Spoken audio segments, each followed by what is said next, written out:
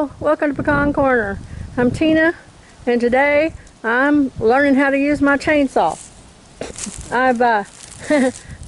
We have these huge pecan trees all over the yard, and if anybody's had pecan trees, you know they drop limbs, and the little bitty limbs I break up and make into bundles and use for kindling, or for just the bundles by themselves for those days in the fall and early spring when the nights are cold but the days get warm. So we just need something to knock the chill off in the morning.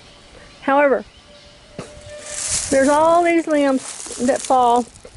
This is the most recent one, that are too big for me to break up. And some of them are too big for me to do with. I have a compound miter saw that I can use for some things, but what ends up happening is I pile them up and then I wait for somebody with a chainsaw to come along and cut them up for me into pieces big enough, small enough to fit in our stove. So a while back, Paul said, you know, I bet you could use an electric chainsaw. They're not very heavy, and I bet you could learn to use one, and then you wouldn't be so frustrated, you wouldn't be having to wait, you could just cut this up yourself. So that's what I did. I bought myself a chainsaw, and the first time I came out here to use it, I was just going to cut these up, and I discovered that the limbs bounce around. These little small stuff bounces all over the place. So the next thing I knew is I had to make myself a sawbuck. I had to find out what a sawbuck was first. I had asked for advice about it, you know, and nobody mentioned that. Nobody said that little bitty stuff will just bounce all over the place if you don't have some way to hold it steady. So I went and did some research, and that's when I discovered that's why they call a $10 bill a sawbuck. So I'll get back to that in a minute. Let me go and move some wood around there, and I'll show you that. Alrighty, now here's my sawbuck, and you'll see in a minute why you need one. When you start to cut this little bitty stuff with the chainsaw, it bucks. It bucks and bounces, and it'll just bounce all over the place, and you can't cut it. What I did, I looked, and there's a lot of different ways to build a sawbuck, and there's some real nice ones out there that they've got plans for, and you cut your boards and you know, bolt them together and all of that. Well, I knew that I wasn't gonna build one like that, and then I discovered how to make one out of pallets, and this actually works really well. All I did is I took, you'll see this is, the upside is the bottom of the pallet that doesn't have as many pieces on it. So I took that front bottom piece off of each one, and then I took the top 3 boards off of the top of the pallet, where it's just a solid sheet of boards together. I took the first 3 off. Then I just laid it together, and I got it at an angle that's good for me and a height that's good for me, and for my purposes. Now you could make it real stable if you just bolted it together. On this side's a little bit better because you can see. You know, you could just run a bolt through there, but I needed something to hold it steady, so I just tied it together. That way I can take it apart in the summertime and put it away, or any time that I'm not using it, I can take it apart and put it away, and the rope is holding just fine. This is it's just been great, and I didn't know I would need one. What happened is I went to make my very first cuts ever with my chainsaw, and I discovered what that did, and so I had to immediately stop and come build this thing before I could start again. So now, a few weeks later, after all kinds of other happenings, I'm finally getting around to it. So let's get to work and see what's going on. Okie doke, I'm going to stack up a few pieces of this small stuff. It's too big for me to to break up by hand. And, well, some of it's not. That one I can take off. That one I can't.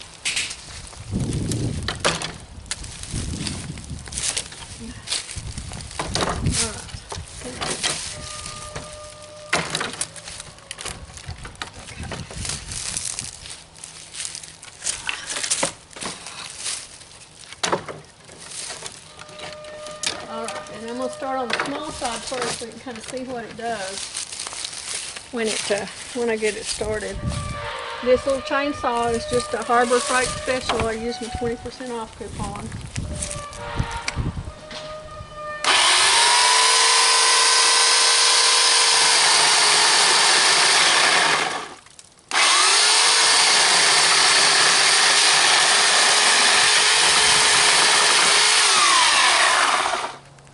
Did you see how that bounces around like that? It's just crazy. Over to this other side.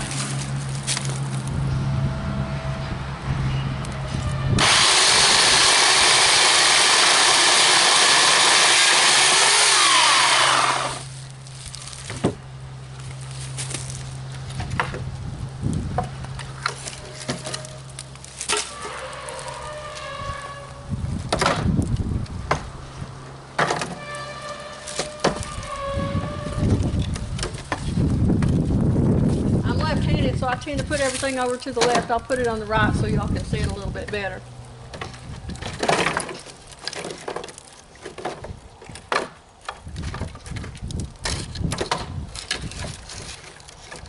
Right, there we go. This chainsaw came with a little bitty bit of chain oil, but the oil drips out when you're not using it, so you need to go ahead and buy some chain oil. And they don't carry it at Harbor Freight. You'll have to get it at Tractor Supply or Home Depot or somewhere.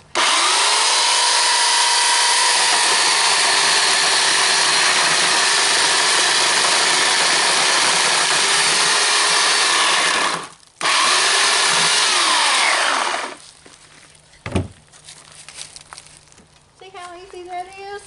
I'm so tickled. I'm so glad that Paul suggested this. I've been afraid of them always. And I still don't know if I can handle, I don't think I can handle a gas one. I think it's just too heavy for me. Because our other gas-powered equipment that I've tried to use, I couldn't. However, if I get real comfortable with this, I might end up getting me a battery-powered one so that I could actually go somewhere else and use it. Might not be too bad to cut my own wood after all. It's I'm pretty excited about it. You know, it's silly, but it's just one of those things that you just don't think of yourself as doing ever. And I certainly wouldn't have thought of it myself. I don't think. I'm just a little bit of a klutz. But as you can see with this thing, you have to have both hands on it. You have to both squeeze the thing and push that forward to use it.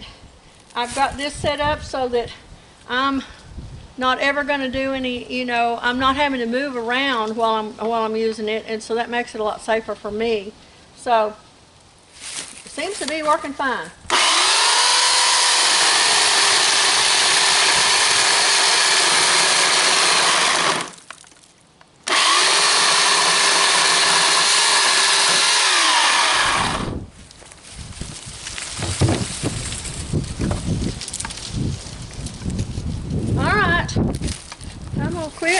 Well, I'm going to quit recording, and I'm going to finish this up, and then I'll be back. I'm still working on my pile. As you can see, I'm getting it down though.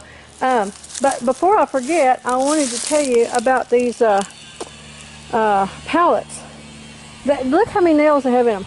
There are nails all over the place on them, and you can't always be sure where those are. So the way I got mine apart is I just took a hammer and just banged them apart. Just banged them from the other side and banged the nails out. And then the only ones that I either pulled off or or hammered on, or cut off, you know, hammered down, were the ones on this.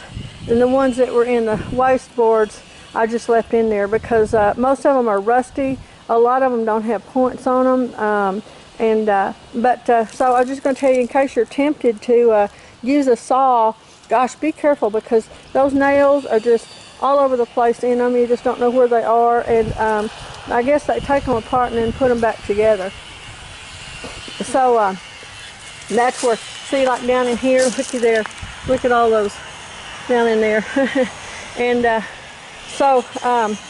I just wanted to give you a heads up about that. If you've never worked with these pallets before, it's kind of you got to kind of learn little tricks, apparently, to be able to get them apart easily. So I'll be back. Like I said, I'm making headway on it, and I'll be back and show you when I finish up. And there we are. I got it all cut up. I had hoped to get it all moved around to my wood stack today, but I had to stop and run some errands, and so I lost some hours there. But anyway, it's 3 feet tall by 4 feet wide. It's only one layer, but still, with the price of wood these days, that's just, you know, it would have just gone to waste. Some of this is stuff that I cut by hand with my little hand tree saw back in the summer, because some of the branches were so heavy with pecans that they were hanging down and obscuring the view of traffic. So I got out there with my ladder and my little tree saw, which is awesome. It works. It's so easy to use.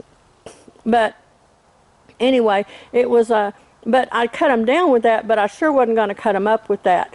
So this is just great. I'm really pleased, and I appreciate my husband making that suggestion, because it's just perfect. All right, you guys have a wonderful weekend, and thanks for stopping by. Bye.